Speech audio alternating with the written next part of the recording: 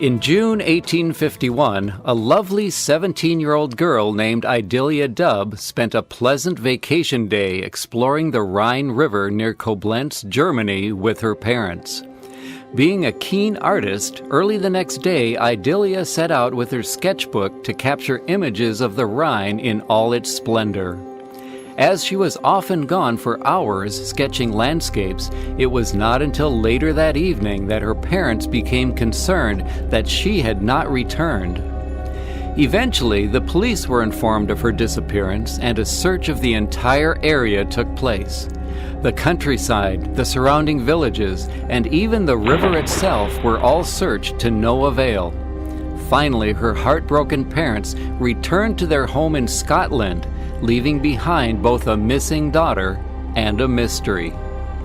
A mystery it remained for the next 9 years, until workmen arrived at the tower of Castle Launich, perched on a hilltop above the mighty Rhine River. There they made a shocking discovery: sun-bleached and rain-soaked human bones, the remains of a straw hat, a dirt-covered gold watch and chain, and later, tucked inside a crack in the stone walls of the castle tower, a tattered sketchbook in which were recorded the last lonely days of Idilia Dubb. Near the back of the sketchbook were diary pages telling of Idilia's shock as she heard the stairway to the castle tower collapse and plunge to the bottom just as she stepped from it onto the tower platform. This was to seal her fate, as she was unable to climb down from the tower and her cries for help could not be heard in the village below. Idilia's final words were written in her diary: "Father in heaven, have mercy on my soul." This true story painfully illustrates the tragedy of misplaced faith. Idilia had no doubt that the sturdy-looking staircase to the castle tower would bear her weight, but her faith in the staircase was misplaced. The timbers had rotted away where they contacted the moist stone tower walls and were unable to adequately bear the weight of this 17-year-old girl as she stepped from the staircase onto the tower platform. As sad as this story is, the tragedy of misplaced faith continues today, only on a much larger scale, as millions of people place their faith in a philosophy that has an equally rotten foundation. That philosophy is called the theory of evolution. Scientific evidence indicating that our world was created by a master designer is everywhere, from the intricacies of a living cell to the majesty of the solar system. The universe confirms that there was a creator. The Bible tells us who that creator is, and the great creator is God.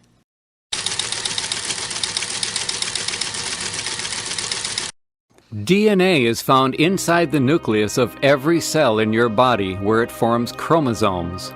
The information in DNA is stored as a code made up of 4 chemical bases: adenine, guanine, cytosine, and thymine. Human DNA consists of about 3 billion bases. The order or sequence of these bases creates the information for building and maintaining an organism, similar to the way in which letters of the alphabet appear in a certain order to form words and sentences. Because DNA is a specific sequence of molecules, it could not have been created by a random process. Here's an example to help understand why a random process cannot create specific information such as DNA. If you tune an AM radio to the extreme low end of the band below where radio stations transmit, you will hear a sound that is often called static or white noise. This sound is the result of random atmospheric electrical fluctuations and is therefore a truly random process. While it is theoretically possible that these random fluctuations could combine together to create the sound of music, or voices, my fellow Americans, or other recognizable sounds, the fact is that no matter how long you listen to white noise, you will never hear anything other than white noise. Music and voices are precise sequences of values and therefore contain specific, orderly information. Randomness never has and never will create specific, orderly information. It doesn't matter how long you wait, millions of years or billions of years, it will never happen. In the same way, the precise sequence of molecules contained in DNA could not have been created by a random process. If DNA wasn't created by a random process, then we can conclude that DNA was designed. If you see something that was designed, you know there must be a designer, and that designer is God.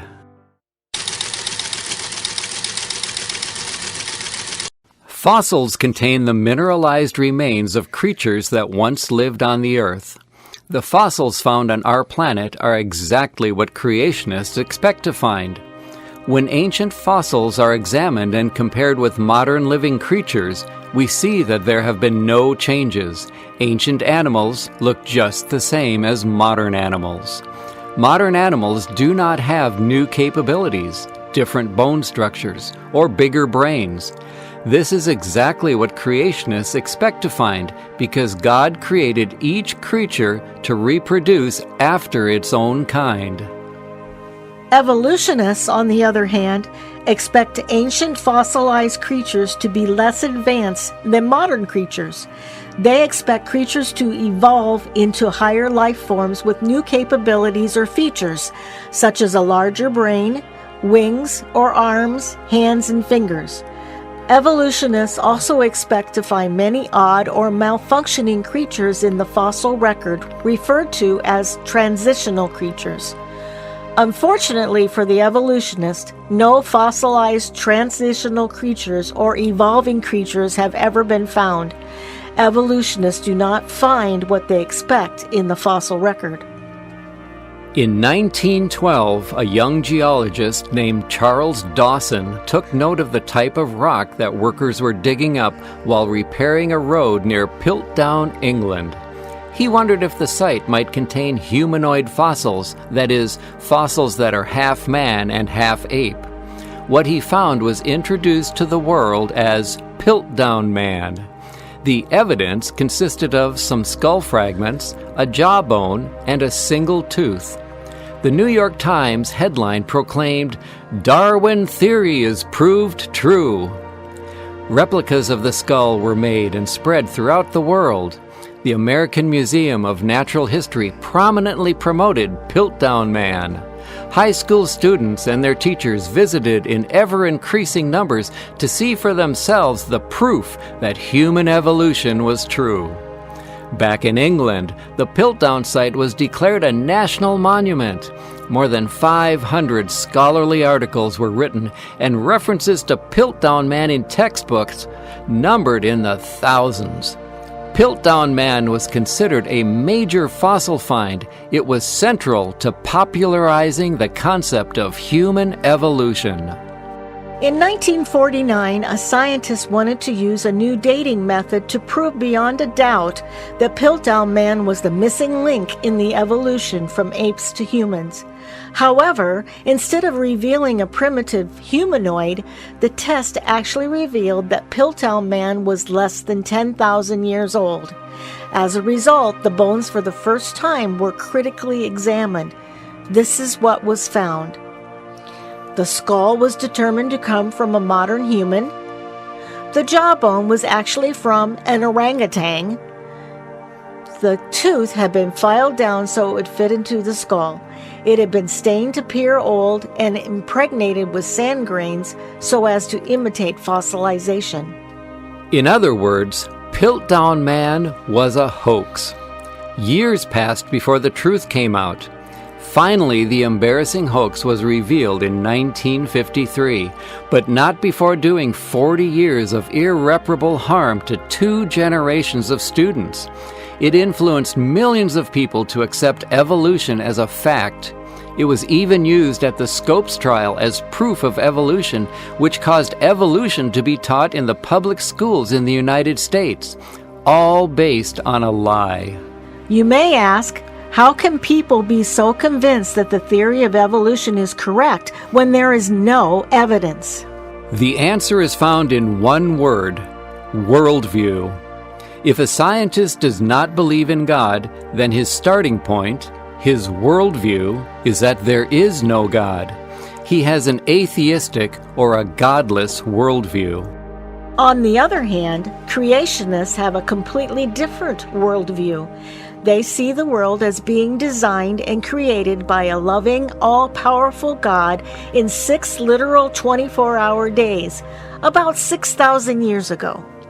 An atheist's worldview affects his judgment and his conclusions. He must explain the things he examines as having occurred by natural processes, such as wind or rain or lightning. If his mind is closed to the possibility that there is a master designer, his own worldview will force him to adopt what may sound like crazy explanations for what he observes. An atheist has to come up with explanations for how things happened based on little or no evidence, since the last thing that an atheist will admit is that there was a designer. Often, a person's worldview will affect how actual evidence is reported.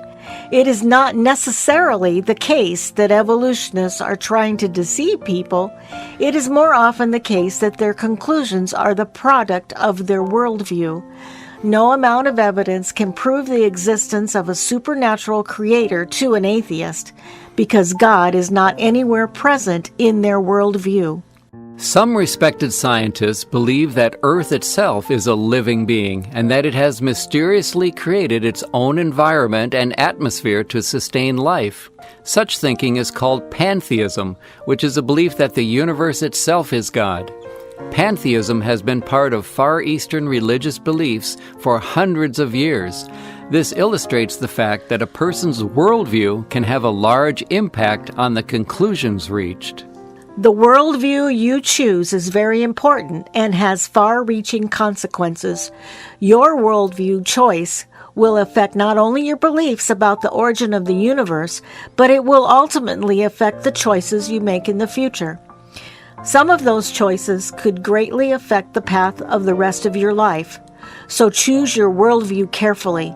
Make sure the foundation of your worldview is not supported by rotten timbers. God's Word tells us that He has placed evidence in our world that shows us that He is the Creator. Psalm 19:1 says, "The heavens declare the glory of God, and the firmament shows His handiwork."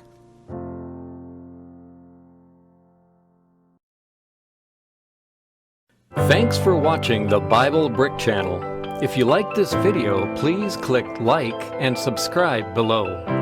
And check out our other videos. You can find links to all our videos on BibleBrick.com. That's Bible-Brick.com.